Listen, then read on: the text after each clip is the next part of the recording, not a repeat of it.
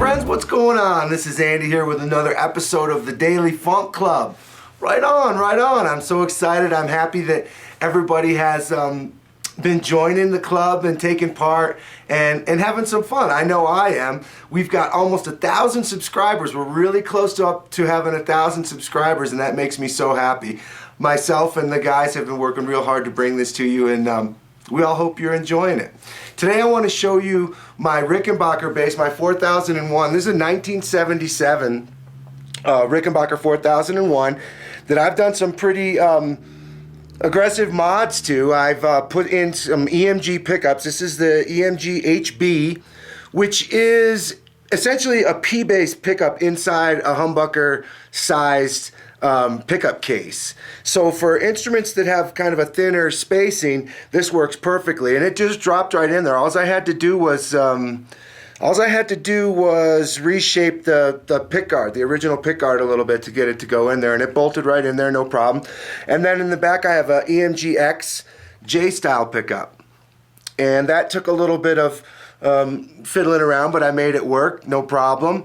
And it has the BTS 2-band preamp, so the controls are volume, blend, active treble, and active bass.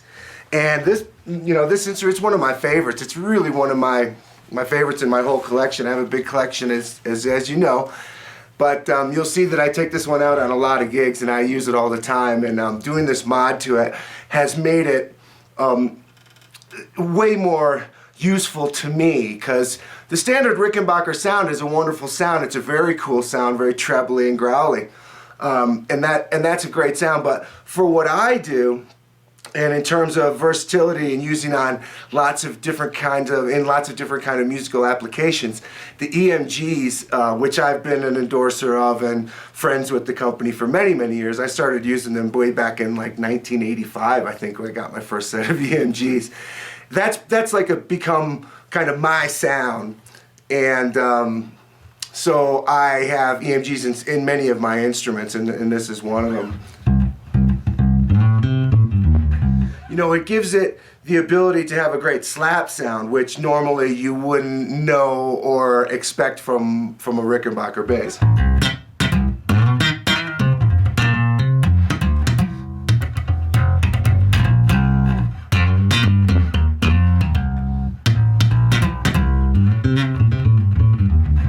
And of course, just a big, round, robust, kind of low frequency sound, which also isn't necessarily the Rickenbacker thing usually. So yeah, I love this instrument. You know, it was a gift. It was a gift from my friend Lisa Demi, and it's one of those things that I cherish it because it was her bass, and I have another Rick. I have a 1990, I think it's a 90 or 91 4003, and I've always been a big Rick fan. And I was playing that Rick, and she said, I have an old Rick that I never play anymore. You want it? And I said, yeah. So she sent it to me, and then somewhere along the line, this is about 6 or 7 years ago, the truss rods were broken, and it sat in the corner of my studio here for years because I couldn't find truss rods for it.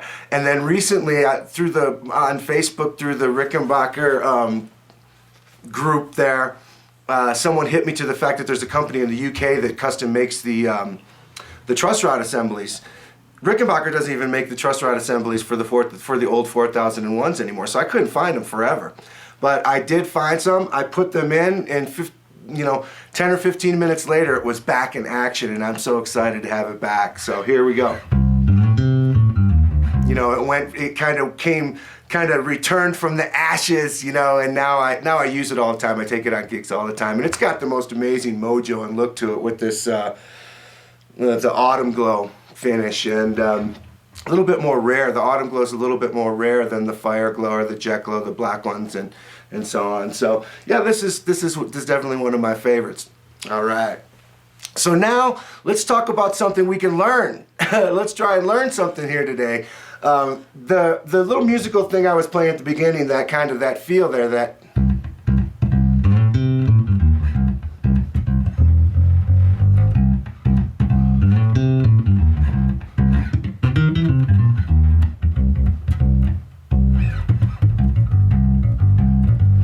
that's kind of the New Orleans feel. And today I want to kind of give you just a little bit of an introduction into that realm, that feel, that kind of a groove, because it's really, really fun.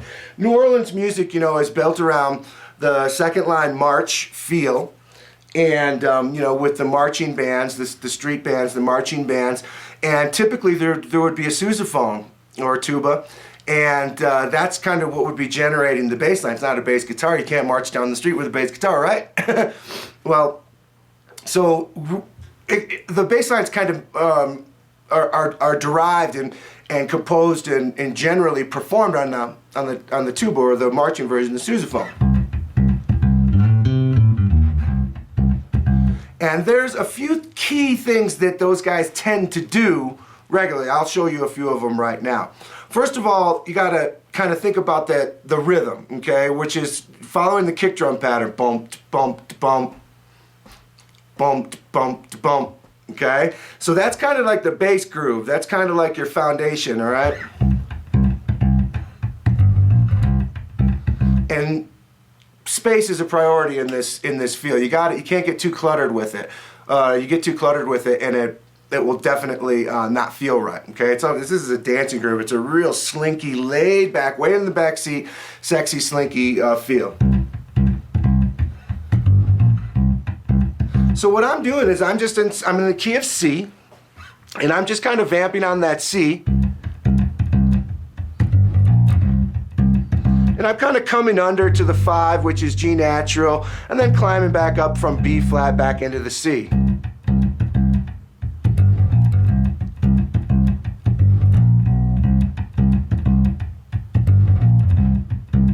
Now that's kind of our bass groove, our kind of bass line, the foundation of the bass line. And then I break away from it with a few little licks here and there. And one of the main ones that I do is based out of the major pentatonic scale, and I'm just going.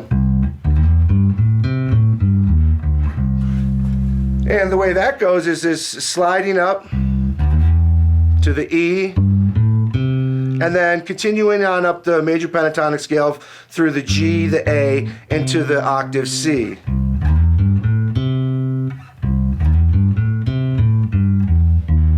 And then I'll throw that E flat in there on the way down through the D and back to the C, back to the 1.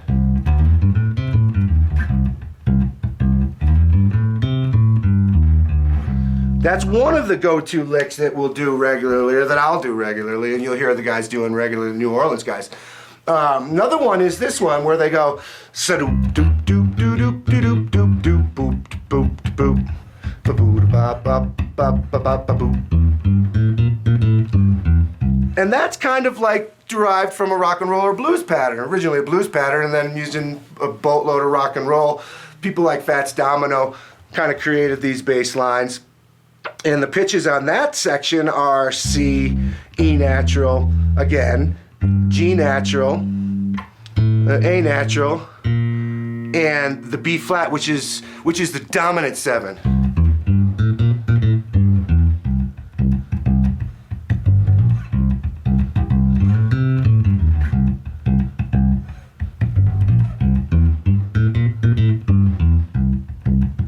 Okay? So those are two of your go-to kind of licks that you can throw in there to give it that authentic New Orleans vibe. And then the third one that is really important is this one here. And this is going from the C down to the A and then to the G, the 5.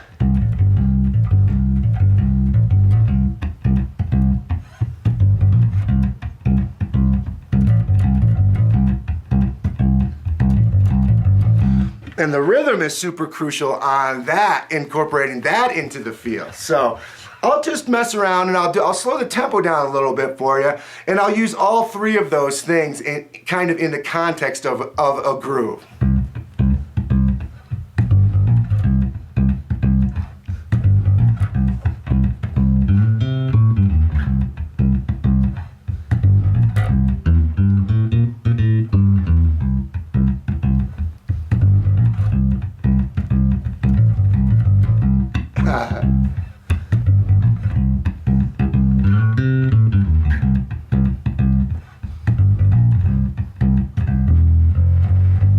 notes why you can come down under.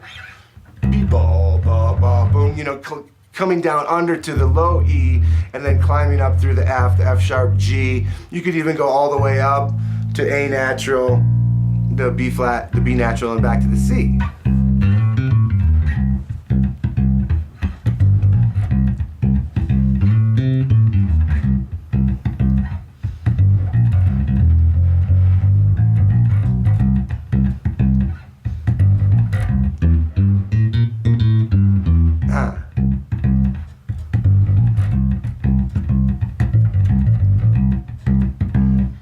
Right on. So there's a little introduction into New Orleans kind of funky grooves. And now, I'm not a New Orleans musician, so I'm no expert, but I know a little bit. And I know that those kind of the flavors in that funky gumbo, throwing that stuff in there is going to get you on the path to playing authentic, you know, funky New Orleans stuff. Oh, and there's one more that's real important. It's this one right here, and maybe even the most important. Now, all it is based out of the 1, 3, and the 5 of the C major chord, the C, the E, and the G, right? But you have to do a half-step gliss that is short, keeping in mind that this is a tuba line, and the sustain, they're going to be playing boop, boop, boop, boop, boop, boop, you know what I mean? It's going to have that kind of a thing. So these notes are short.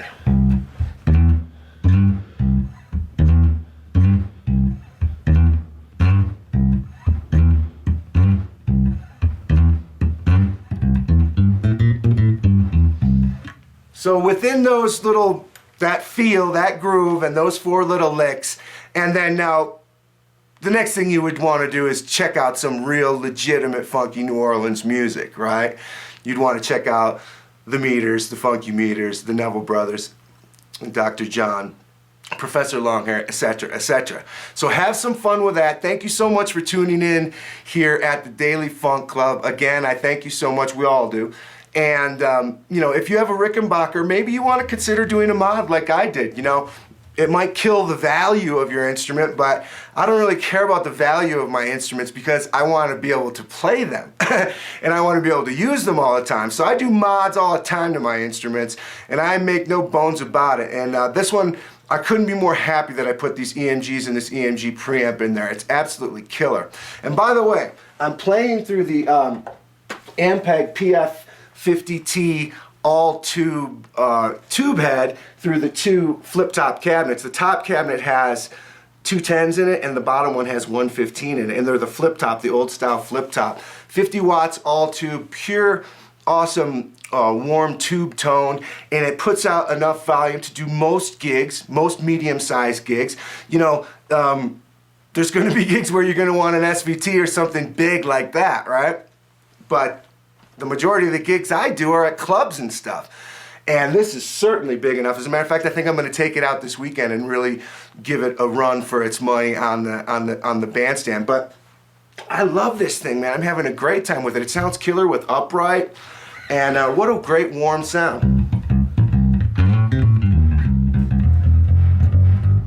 You know, put a P bass with some flats and throw on some Motown records and you'll be off to the races. All right, friends, thanks for tuning in. We'll see you next time. Right on.